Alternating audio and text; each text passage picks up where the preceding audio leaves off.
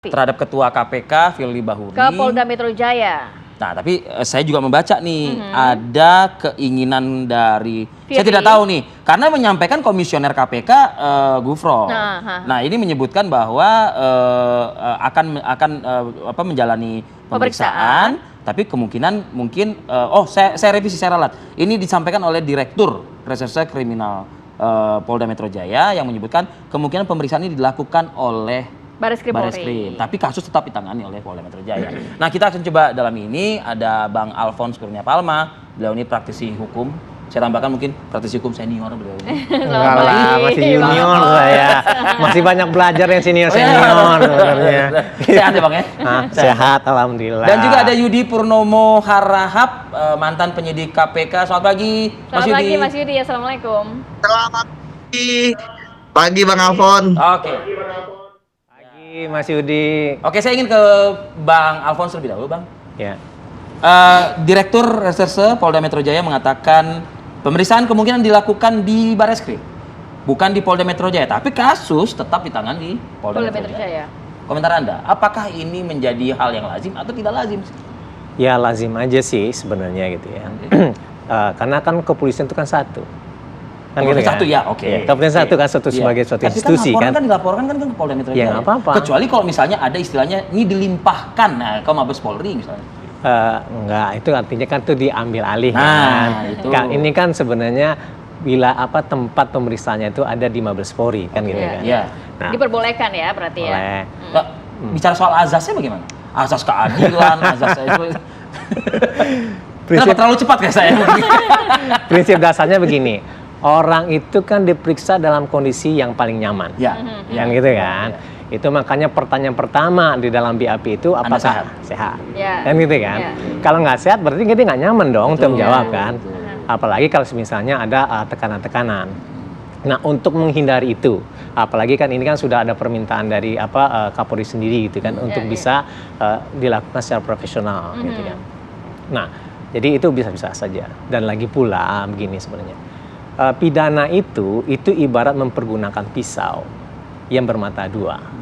Jadi pada saat aparat hukum ingin mempergunakan pisau itu harus berhati-hati. Penuh kehati-hatian. Penuh kehati-hatian gitu kan. Karena kalau misal pisau tidak dipergunakan dengan tidak hati-hati, dia akan melukai yang sebenarnya tidak perlu dilukai, kan gitu kan.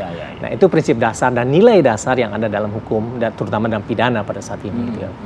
Nah, ketika mempergunakan suatu alat tidak dengan hati-hati atau ada kesengajaan yang jahat untuk mempergunakan gitu kan, itu dinamakan sebagai malicious prosecution. Gitu ya. Nah, itu ada wilayahnya nanti untuk mengujinya gitu kan. Misal contohnya dalam proses itu tidak dengan dua alat bukti dan tidak disertai dengan barang bukti gitu ya. Nah, itu bisa saja dikatakan sebagai tidak sesuai dengan prosedur gitu. Nah, kemudian itu bisa diajukan gugatan pra peradilan. Nah, jadi untuk mengukur gitu kan kepastian dalam pidana itu makanya dia ada prosedur yang mengekang, yang rigid, yang ajak gitu kan. Yang ajak itu. Agar itu tidak ditarik-tarik. Kan gitu kan. Nah, itu makanya dalam pidana kalau menurut saya gitu kan tidak hanya dengan pendekatan semua orang itu senang gitu kan. Tidak gitu kan. Dan tidak hanya terkait dengan persoalan rasa-rasa, bukan. Tapi lebih kepada apa yang ada hukumnya di sana. Ini pendekatan Austen gitu kan. Austen bilang begitu gitu kan. Jadi apa yang ada di hukum itu yang dijalankan. Biar nanti jangan ditarik-tarik gitu. Kalau udah ditarik-tarik itu berbahaya gitu. Karena ini menggunakan pisau. Nah, itu makanya harus dengan kehati-hatian dengan koridor yang namanya prosedur. Dalam hal ini adalah KUHP dan kemudian kalau misalnya di kepolisian itu dalam Perkap. Kan gitu kan. Perkap 6 tahun 2019 gitu ya. Nah, oleh sebab itu makanya ada aturan-aturan koridor yang harus dipenuhi oleh penyidik agar nantinya dia tidak kemana-mana gitu kan. Itu kira-kira. Oke, Mas Alphonse, sebelum kita bahas lebih lanjut, kita akan ajak juga pemirsa untuk memantau bagaimana kondisi terkini langsung dari kediaman Firly Bahuri. Sudah ada Alvin Syahputra dan juga Polda Metro Jaya sudah ada bakal calon sama bakal wakil calon. Ya, kita ke Alvin dulu. Selamat pagi Alvin, bagaimana informasi terkini langsung dari sana? Silakan. Bang,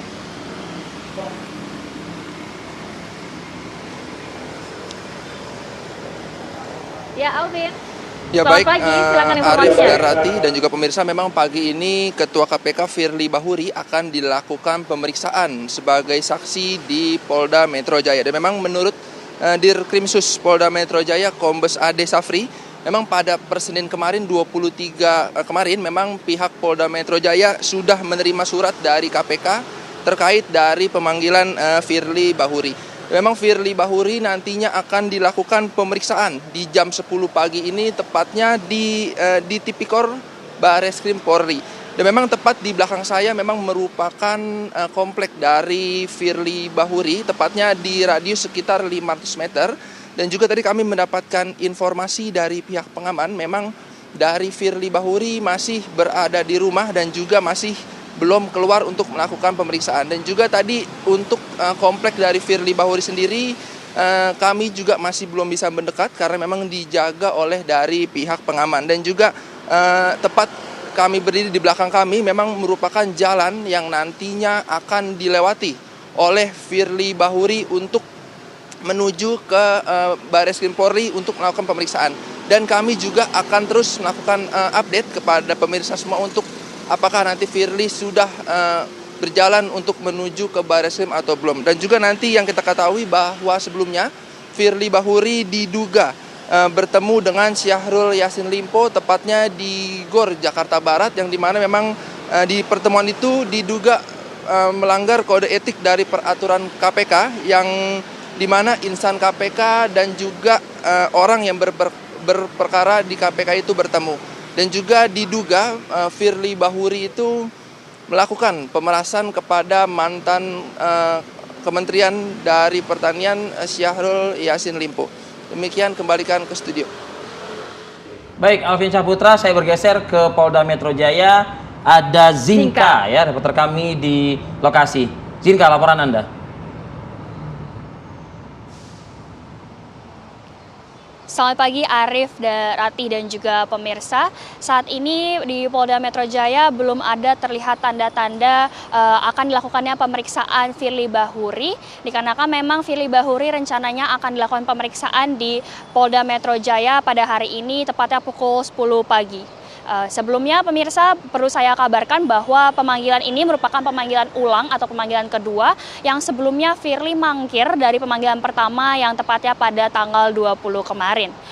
Melalui surat yang dikirimkan oleh staf Biro Hukum KPK, di dalam surat tersebut berisi permohonan penundaan jadwal pemanggilan atau pemeriksaan Firly Bahuri yang dikarenakan ada dua alasan, yaitu yang pertama adalah dikarenakan memang Firly sebelumnya sudah memiliki jadwal kedinasan, dan yang kedua yaitu karena Ketua KPK Firly Bahuri memerlukan waktu lebih panjang untuk mempelajari bahan pemeriksaan. Dan sampai kemarin saya didapat kabar dari Kombes Pol Ade Syafre selaku Direktur Reserse Kriminal Khusus Polda Metro Jaya mengatakan bahwa memang pemanggilan, maksud kami pemeriksaan Firly akan dilakukan di Bareskrim Polri, dikarenakan memang ada surat lanjutan yang dikirimkan lagi oleh Firly Bahuri untuk meminta pemindahan lokasi tersebut.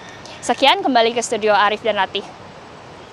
Baik, Zaki, terima kasih. Dan sebelumnya juga ada Alvin Syahputra mengabarkan langsung di kediaman dan juga di Polda Metro Jaya. Kita masih akan bergabung lagi dengan Bang Alfons dan juga Mas Yudi Purnomo. Ditahan dulu Mas pernyataan Anda. Kita jeda dulu sejenak. Kami akan kembali saat lagi.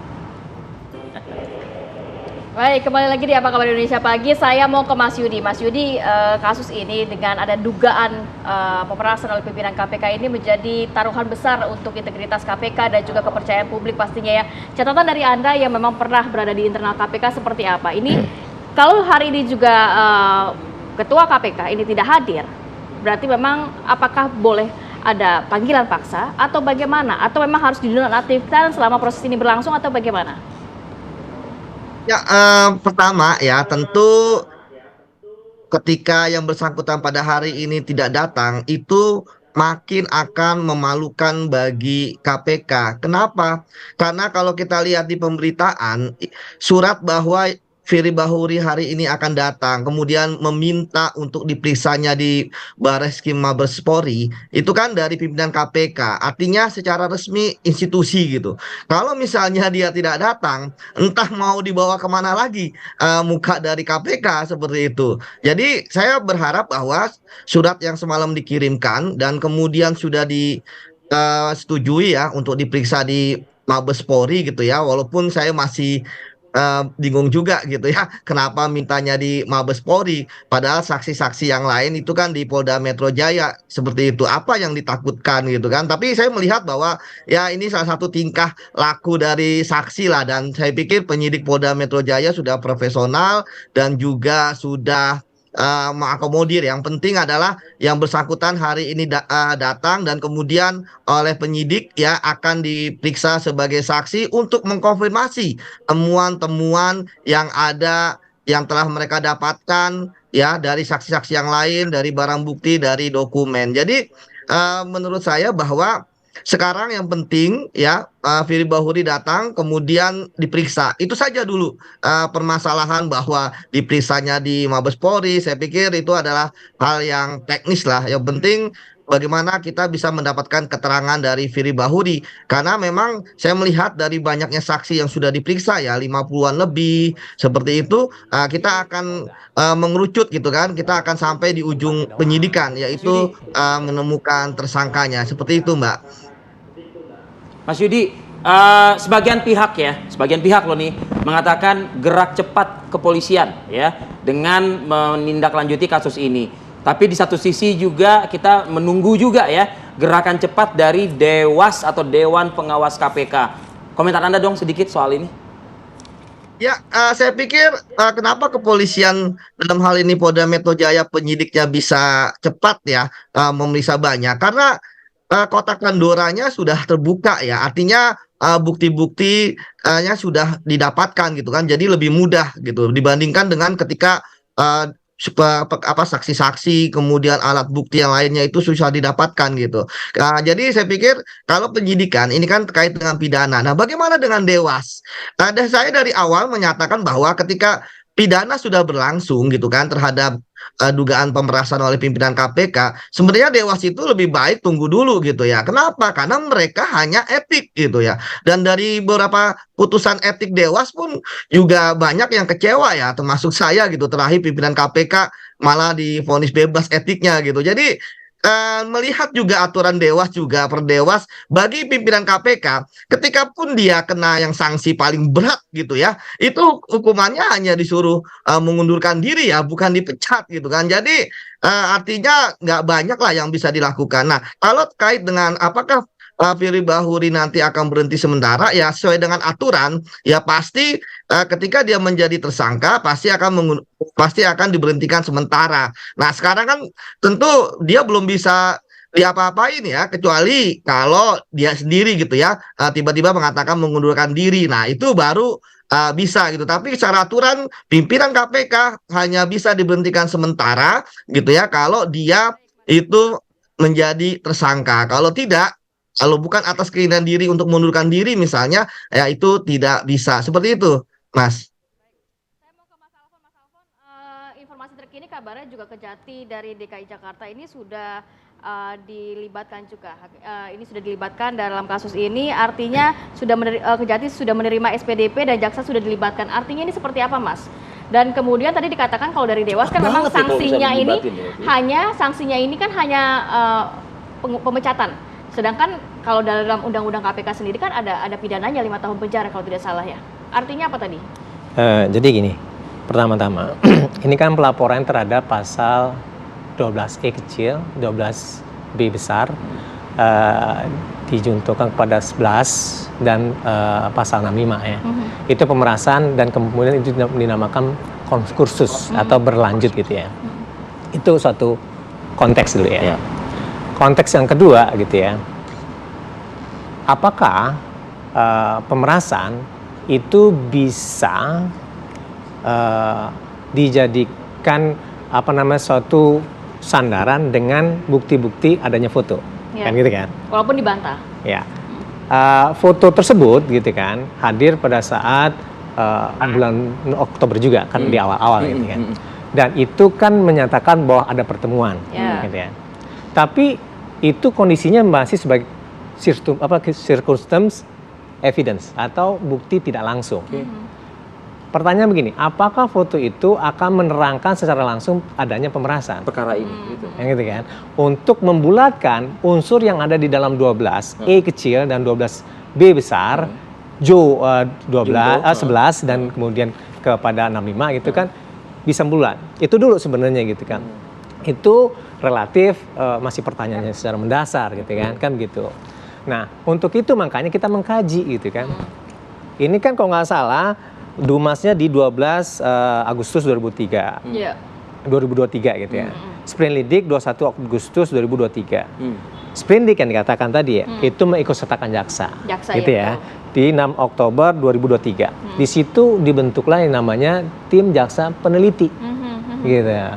Untuk melihat apakah proses itu sudah bukan proses, tetapi apakah unsur-unsur dalam proses penyidikan tersebut itu sudah terpenuhi atau tidak gitu ya. Itu yang harus dikaji betul gitu kan. Karena begini, kalau misal sprindidik itu di tanggal 21. Dipersingkat mungkin Mas Alphonse. Jadi gini, dari 12 ke 21 itu relatif cepat sebenarnya. Gitu ya. Dan kemudian sprindidik kepada dik itu juga karena relatif gitu. Karena begini juga.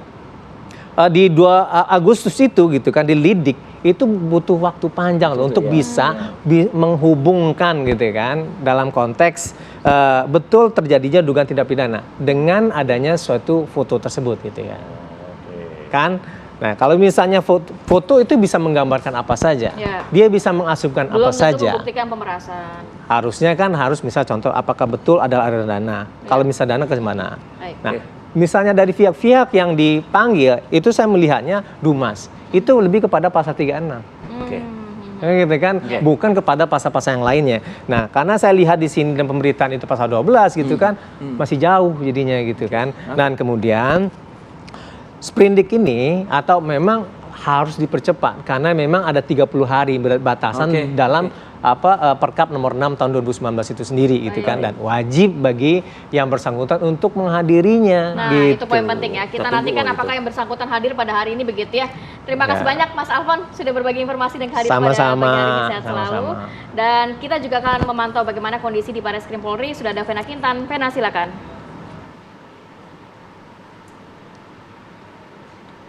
Selamat pagi, Kamarati, Rifadi dan juga pemirsa, bisa dipastikan hari ini Ketua KPK Firly Bahuri akan mendatangi Barreskrim Polri ke Dirtipidkor Barreskrim Polri untuk memberikan keterangan sebagai saksi atas perkara dugaan pemerasan. Dan sampai saat ini sekitar pukul 8:30 kami belum melihat adanya tanda-tanda dari tim kuasa hukum ataupun Ketua KPK Firly Bahuri. Begitupun pengamanan di sekitar gedung Barreskrim Polri. Kami melihat ini pengamanannya belum ada pengamanan khusus. Bisa jadi Firly Bahuri ini akan tiba sebelum jadwal ataupun tepat waktu sesuai jadwal pukul 10 waktu Indonesia Barat, atau bisa jadi di atas pukul 10 waktu Indonesia Barat. Dan dikatakan oleh pihak penyidik hari ini pemeriksaan akan dilakukan di lantai 6 di gedung Barreskrim Mabes Polri. Kami nanti akan memantau jalannya pemeriksaan hari ini, apakah setibanya Firly Bahuri di sini. Sementara kami kembalikan dulu kepada Kamarati dan juga Rifadil di studio.